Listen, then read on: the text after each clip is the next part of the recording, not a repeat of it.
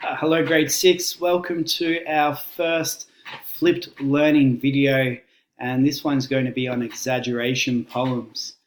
So flipped learning is the idea that students are introduced to material before the class. So the grade 6 teachers, we're hoping to do a few videos like this and put them on your PLT as homework, with the idea that you watch the video at home. They won't be that long, they'll be 10 minutes or less.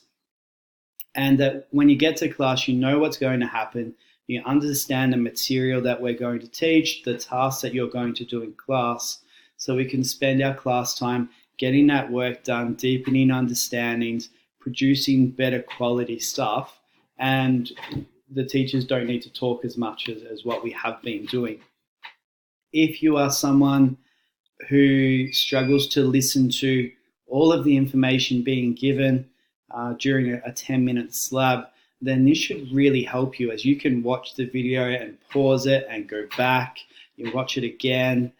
You can get the information down at your pace. You can watch it at home. You can watch it with mum and dad. You watch it with your tutor.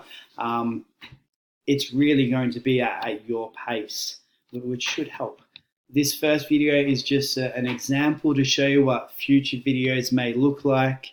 I had a lot of fun writing my exaggeration poem, and of course I wrote about something very, very dear to my heart, and that is coffee, and in particular my morning coffee. I enjoy my morning coffee.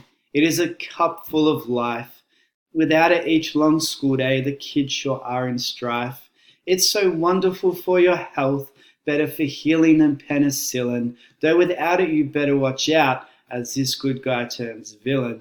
It can cure baldness, it can karate chop pain. Coffee is your most glorious friend until the morning you abstain.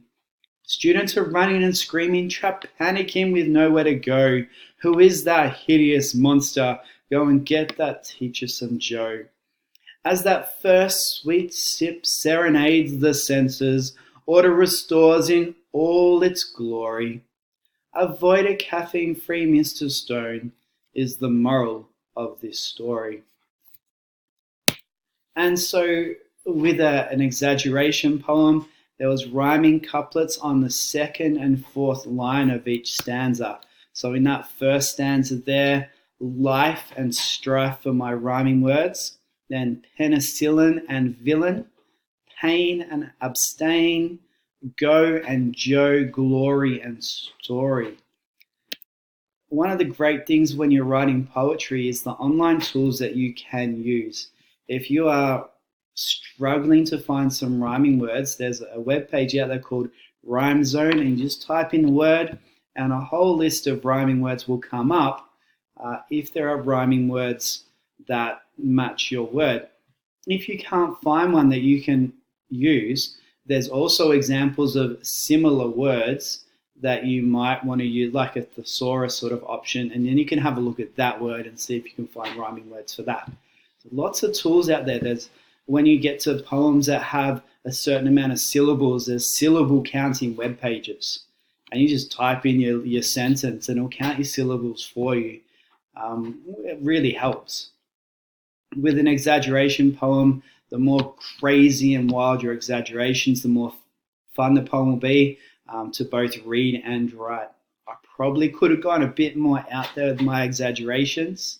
On the webpage poetryforkids.com, if you type in exaggeration to the search menu there are two poems, one about a hot pepper and one about a new computer that's really, really fast. And in those poems, the author there really goes to town with the exaggeration.